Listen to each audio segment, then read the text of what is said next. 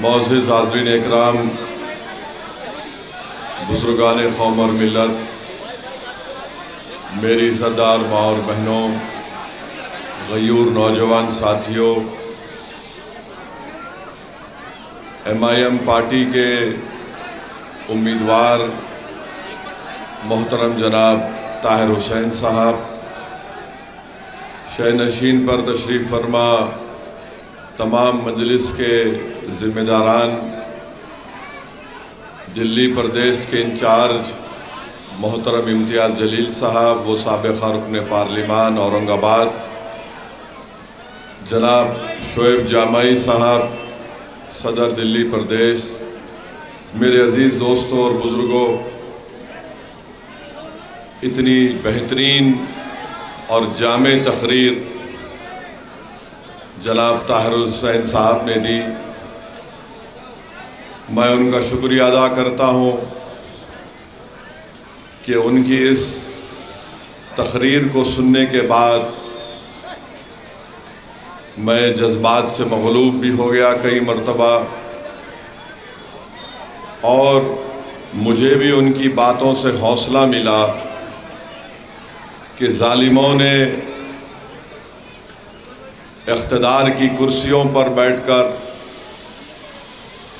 किसी शख्स पर मुकदमे आयद करके उनको जेल में डाल दिया और ये समझा कि वो उनके हौसलों को तोड़ देंगे, उसको झुका देंगे, उसको हमसे भीख मांगने पर मजबूर कर देंगे।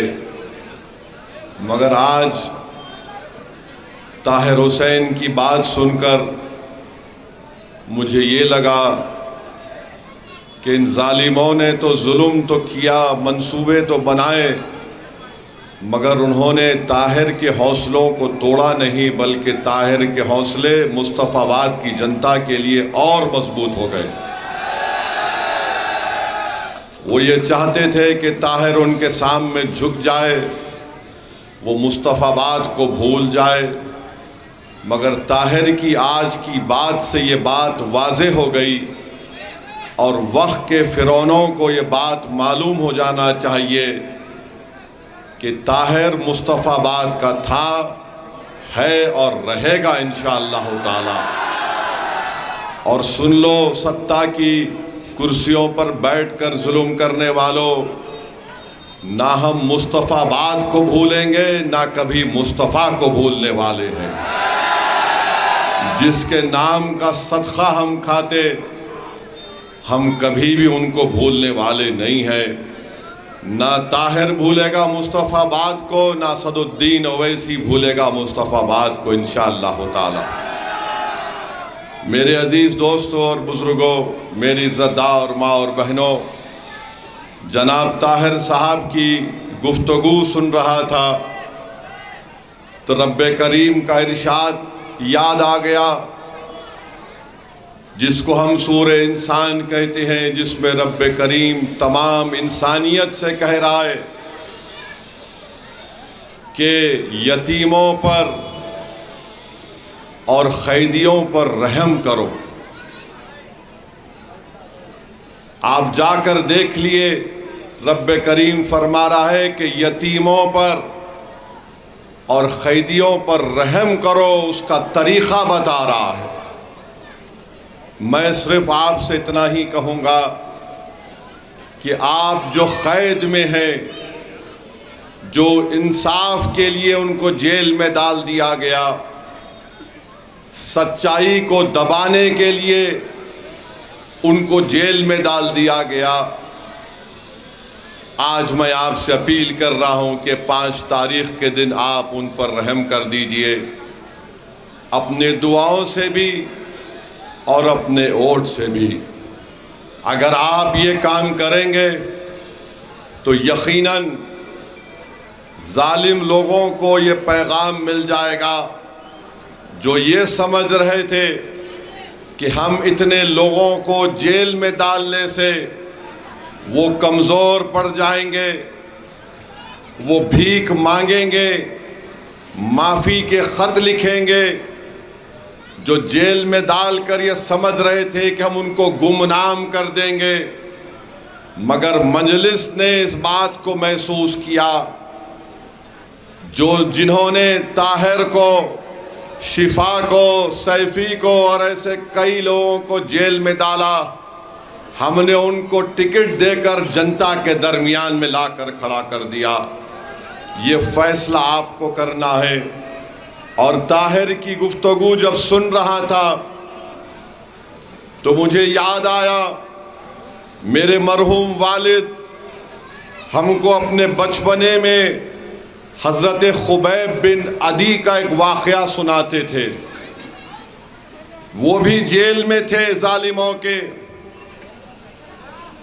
मक्का की जेल में थे, जालिमों के सबसे बड़े जालिमों के जेल में थे। तो देखने वालों ने देखा कि खुबैब भूखे हैं और अचानक उनके जेल में अंगूर के गोशे उनके हाथ में नजर आते। लोग परेशान होते कि मक्के की ज़मीन पर ये अंगूर कहाँ से आ गया। दुनिया ने देखा कि हज़रत खुबैब जब उनकी ज़िंदगी का आखिरी दिन था तो उन्होंने उन जालिमों से कहा कि आज मेरी ज़िंदगी का चिराग गुल होने वाला है, मैं सिर्फ ये चाहता हूँ कि 2 रकात नफिल नमाज पढ़ लो। नमाज अदा की, ज़रा लंबी नमाज हो गई और नमाज के बाद जालिमों से कहा कि तुम ये समझ तो नहीं रहे होगे कि मैंने अपनी नमाज लंबी कर दी मौत के डर से नहीं, मैं सिर्फ अल्लाह का शुक्र अदा करने के लिए अल्लाह के आगे अफसर बसजूद हो गया। और जो लोग किसी को भी सत्ता में रहकर किसी हिंदू को, मुसलमान को, सिख को, दलित को जेल में डालते हैं, मेरा मानना यह है कि जो जेल में मजलूम होता है, अगर वो हाथ उठाकर अल्लाह से दुआ कर दे कि या अल्लाह जिन जालिमों ने मुझे जेल में डाला तो उनका हिसाब कर ले, तो अल्लाह उनकी दुआ को कबूल करता है। अल्लाह रब्बे कायनात है, रब्बुल आलमीन है। हजरत खुबैब ने भी दुआ की कि अल्लाह तू देख ले उन लोगों को जिन्होंने मुझ पर जुल्म किया है, तू किसी एक को भी ना छोड़। तो तारीख गवाह है कि जिन्होंने हजरत खुबैब पर जुल्म किया था, कुदरत ने खुबैब की तरफ से उनसे इंसाफ कर दिया। और तीसरी बात, अभी ताहिर मदीने का जिक्र कर रहे थे, आका की नगरी का जिक्र कर रहे थे, तो हजरत खुबैब ने दुआ की, अल्लाह मेरे आका तक मेरा सलाम पहुंचा देना कि खुबैब जा रहा है, मदीने में कमली वाला बैठा हुआ है। और कहा कि वालेकुम अस्सलाम खुबैब। वो अपनी जिंदगी के आखिरी लम्हे में है और कहते हैं कि आका मेरा, अल्लाह मेरा पैगाम मोहम्मद सल्लल्लाहु अलैहि वसल्लम को पहुंचा देना, मेरा सलाम मुस्तफ़ा को पहुंचा देना। तो मुस्तफ़ा मदीने में बैठकर फरमा रहे वालेकुम सलाम खुबैब। तो बचो, मजलूमों को जो जेल में डालते हैं उनकी जबान से निकला हुआ एक एक लफ्ज अल्लाह उसको कबूल करने वाला है। और मुझे पूरा यकीन है कि जो गैर ज़रूरी जिनको जेल में डालकर सड़ाया जा रहा है, इंसाफ ज़रूर करेगी भारत की अदालत, मगर वो इंसाफ और रब्बे करीम के इंसाफ के लिए भी तुम तैयार रहना।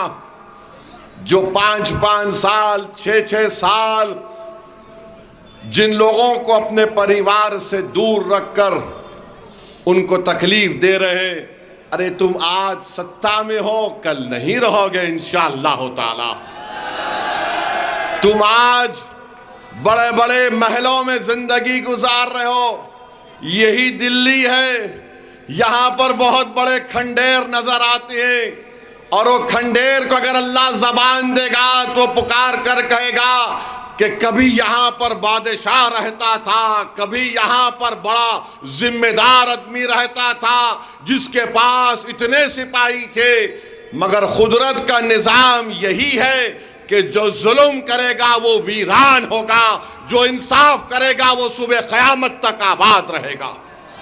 तो मेरे अजीज दोस्तों और बुजुर्गों, नौजवानों, इन जालिमों की बातों की फिक्र मत करो जो कह रहे हैं कि नहीं नहीं मुस्तफाबाद से ताहिर नहीं जीत सकता। अगर तुम्हारा दिल तुमसे कह रहा है कि सच्चाई यही है और हक यही है और इंसाफ का तकाजा यही है कि ताहिर को जीतना चाहिए, तो आपको सच्चाई का साथ देना है और आपको पतंग के निशान पर बटन दबाना है। अगर आप जालिम को शिकस्त देना चाहते हैं तो अपने वोट से दीजिए, पतंग के निशान पर बटन दबाइए। अगर आप झूठ को हराना चाहते हैं तो पतंग के निशान पर बटन दबाइए मुस्तफाबाद और ओखला में। वरना याद रखो, ताहिर का कुछ नहीं होने वाला है। ताहिर फिर चला जाएगा। जो 5 साल जेल में रहकर आया, इंशाअल्लाह ताला जल्द से जल्द अदालत जरूर उसको रिहा करेगी या फैसला उनके हक में होगा, मुझे यकीन है।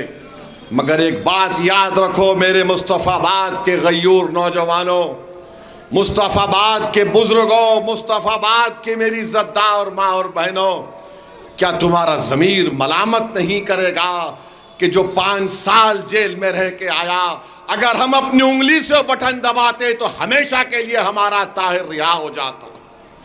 ये आपको फैसला करना है। अगर आपको मेरे अल्फाज तकलीफ पहुंचा रहे हैं तो मेरा मकसद तकलीफ पहुंचाना नहीं है। मेरा मकसद यह है कि तुम उन जेलों में पड़े रहने वालों की तकलीफ को अपने सीने में महसूस करो। हम अपनी जिंदगी जरूर गुजारना है, हमारी जिंदगी में तकालीफ है, मुश्किलात हैं, चैलेंजेस हैं, जिम्मेदारियां हैं, मगर मेरे भाई हम इंसान हैं।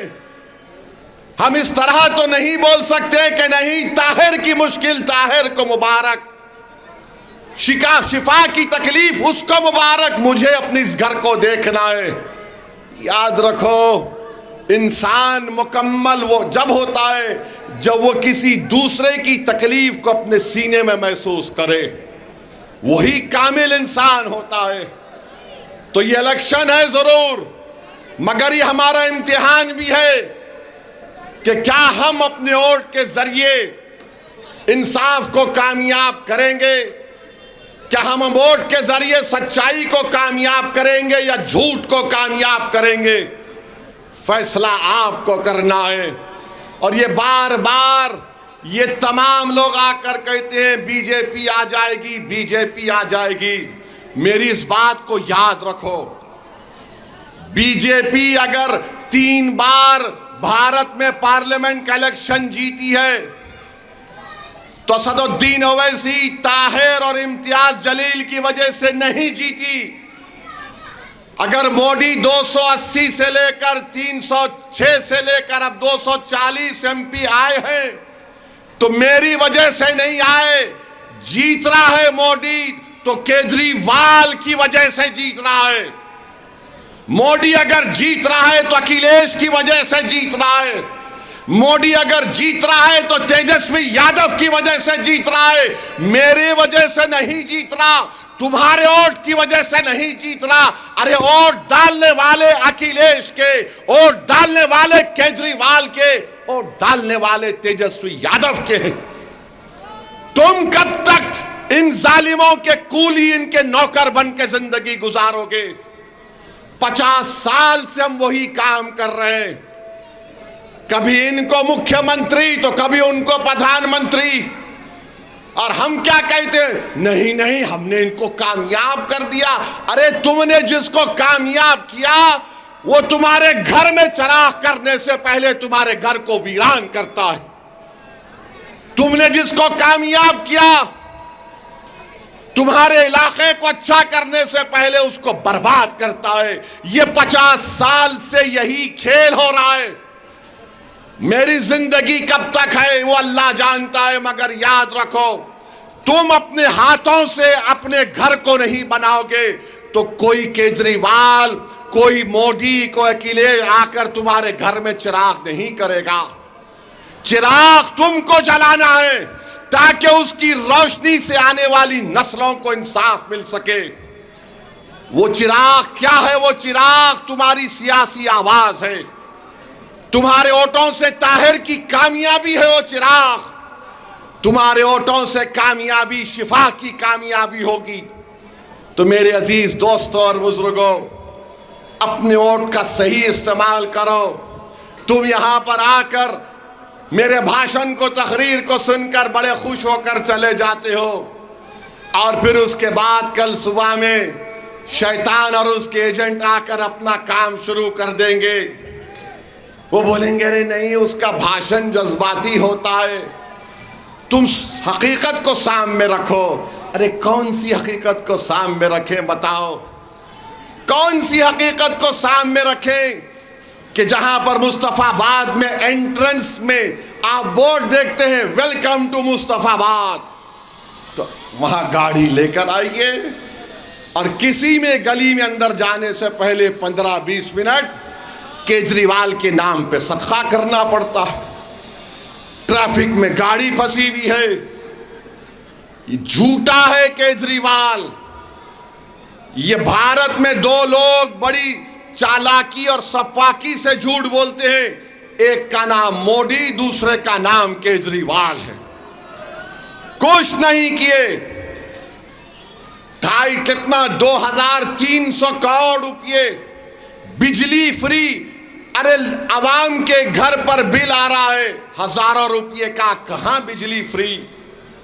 मैं जानता हूं केजरीवाल की विधानसभा के जो हमारे धोबी भाई बहन हैं, मुझसे मिलकर बोले ओवैसी साहब आओ ना कभी एक भाषण दे दो हमारे पास आकर। मैं पूछा तुमको बिजली नहीं मिल रही? तो बोले कहां बिजली हमको फ्री में मिल रही है। 800-850 करोड़ पानी के लिए बजट में, कहां है मुस्तफाबाद में पानी बताओ? पानी का पाइप है मगर पानी नहीं है।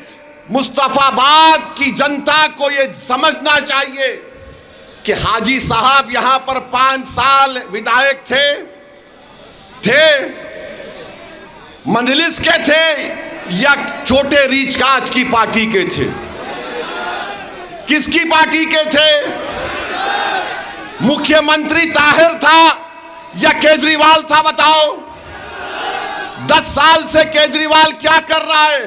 अरे जिस पार्टी का उसका मुख्यमंत्री हो, उसने मुख्यमंत्री को बोलकर यहां पर डेवलपमेंट का काम नहीं करवाया।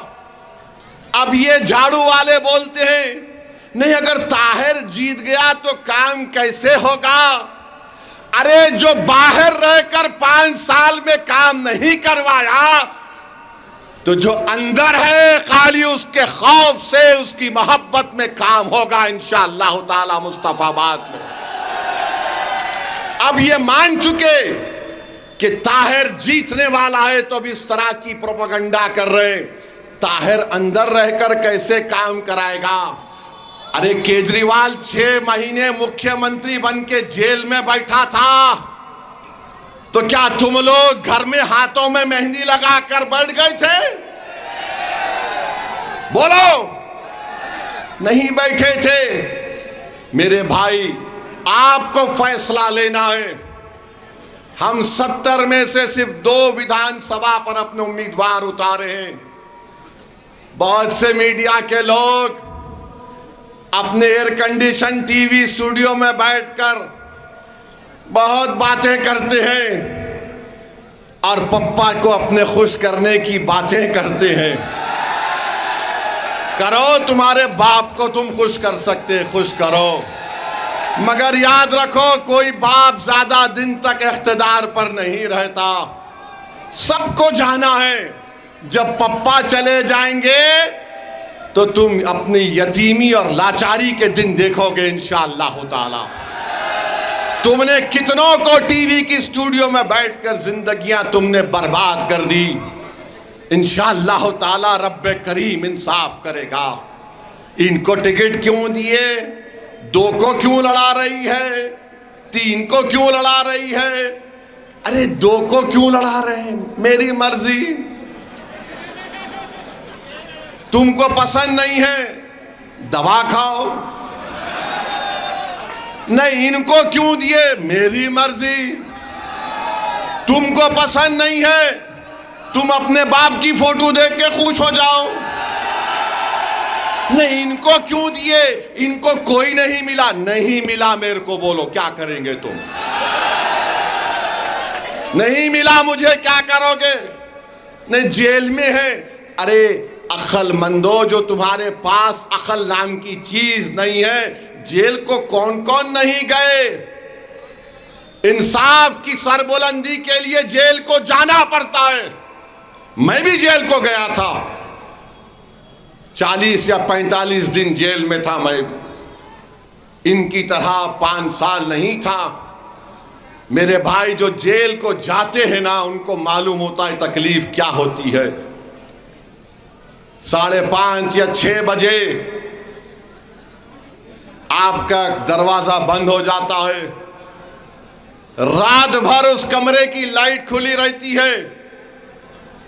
रात में हर 1 घंटे के बाद आकर ठक ठक मारता है ताहिर। रात में सो भी नहीं सकते आप। और फिर आप मुलाकात तो खैर अब कभी कभी हो जाती होगी। थोड़ी देर के लिए अपने घर के छोटे से कमरे में तुम सेलफोन टीवी निकाल दो और 1 घंटा तुम कमरे के बाहर नहीं निकलना। तुम 1 घंटा तुम ना किसी की बात सुनना ना कुछ करना। जा नमाज रखो, फोन को, टीवी को, नेट को बंद करो। 1 घंटा तुम बगैर किसी से बात करके दिखाओ मुझे, मैं मान लूंगा तुमको। ये 5 साल से है। मजाक समझ रहे ये लोग, मजाक समझ रहे। इनको इंसाफ दिलाना है ताकि कल कोई दूसरा ताहिर जेल को ना जाए, ताकि कल कोई दूसरा शिफा जेल को ना जाए, ताकि कल किसी की मां अपनी औलाद के लिए ना तड़पे। मैं कल देखा, जब शिफा के घर को गया जुमे की नमाज के बाद, तो शिफा की ज़ईफ मां मुझसे पुकार कर बोली कि इधर आओ वैसी साहब। मैंने इम्तियाज जलील से पूछा कौन है, तो कहा शिफा की मां है। मैं झुककर उनसे अदब से मिला। उस मां ने एक ही बात कही जो मेरे बिजली की तरह मेरे दिमाग पर गिरी। मैं रात भर सोचता रहा उस ज़ईफ मां के इस अल्फाज को। उसने कहा कि जब शिफा 5 साल के बाद मैं अपने बेटे को देखी तो उसको पहचानी नहीं। मैंने भी सोचा कि क्यों ऐसा करके मैंने जब देखा अपने बेटे को, उसकी पूरी दाढ़ी सफेद हो गई मेरे बेटे की। ये गम है अपनी मां का।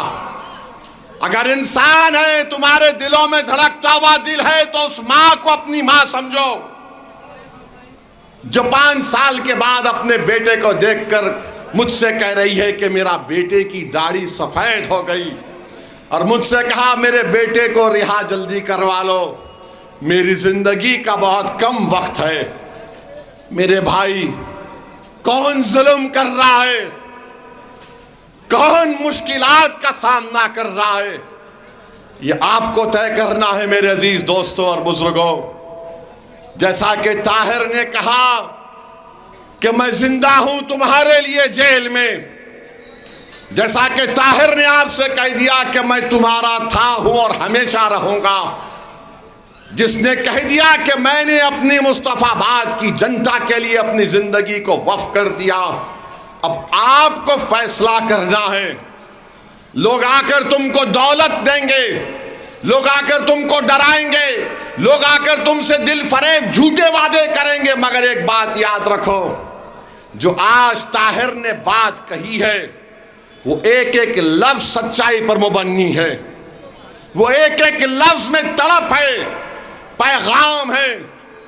मेरे अजीज दोस्तों और बुजुर्गों, मेरी इज्जतदार माँ और बहनों, मुस्तफाबाद की विकास के लिए मुस्तफाबाद में हर तबके, हर समुदाय में मोहब्बत को बढ़ाने के लिए, और वो जो दंगे दोबारा कभी ना हो, उसके लिए मेरी आपसे अपील है कि आप ताहिर हुसैन को अपने वोट से नवाजें।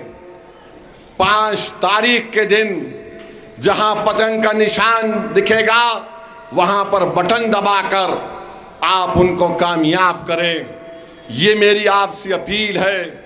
मेरे भाई याद रखो, मैं इलेक्शन लड़ता हूं, हारता भी हूं, मगर एक बात याद रख लो, मेरे हौसले कभी पस्त नहीं होते। लोग मुझे बहुत गालियां देते हैं, इल्जाम लगाते हैं, क्या क्या नाप शनाप बकते हैं, मगर मेरा ज़मीर, मेरा दिल मुझे एक ही कहता है कि असदुद्दीन ओवैसी, जब तुम मर जाओगे तो ये इल्जाम लगाने वाले तुम्हारी कब्र में नहीं आएंगे, ये इल्जाम लगाने वाले हशर के मैदान में नहीं आएंगे। मैं तो कहता हूं, लगाओ मुझ पर इल्जाम। मैं अल्लाह के सामने कहूंगा कि परवरदिगार, तू फैसला कर, आज जो मुझ पर इल्जाम लगाते थे, तू देख आज उस दिन इंसाफ कर ले मुझसे। तो जो लोग इस तरह की बात कर रहे हैं, तुम लगाओ। तुम्हारी सिर्फ झूठ तुम बोल सकते हो, मगर तुम्हारी झूठ, तुम्हारी ताकत, तुम्हारा दबदबा, तुम्हारा रौब, ये सब फानी है, खत्म होने वाला है। अगर कोई बाकी रहेगा तो नेकियां बाकी रहेंगी और इंसाफ होगा इंशाअल्लाह ताला। जिन्होंने जुल्म किया, चाहे वो किसी समुदाय का हो, ऊपर वाला इंसाफ करता है, इंसाफ होगा इंशाअल्लाह ताला। ताहिर की आहें, ताहिर के बीवी की आंसू, उसके बच्चों की तड़प खाली नहीं जाएगी। हजरत खुबैब ने दुआ की थी, अल्लाह तू देख इन लोगों को और तू इनसे हिसाब ले। जरूर अल्लाह हिसाब लेगा मेरे भाई। इंसाफ तो चाहे अल्लाह हम पुकारे, कोई भगवान पुकारे, कोई पुकारो, इंसाफ तो होगा, याद रखो। जिन्होंने जिनकी जिंदगी बर्बाद की, तुम तैयार हो जाओ कुदरत के इंसाफ के लिए। और मुझे यकीन है कि मुस्तफाबाद और ओखला की जनता अपने वोट से इंसाफ को कामयाब करेगी और ताहिर को और शिफा को इंशाअल्लाह यहाँ का नए एमएलए बनाकर हम एक मुंह तोड़ जवाब देंगे, इत्तेहाद के जरिए जवाब देंगे। तो मेरे भाई, आप तैयार हैं 5 तारीख के लिए? आप तैयार हैं 5 तारीख के लिए? डरेंगे तो नहीं? कहीं झूठे केजरीवाल की बात में तो नहीं आ जाएंगे? कहीं मोदी के ये दिल फरेब झूठे वादों को तो सामने नहीं रखेंगे?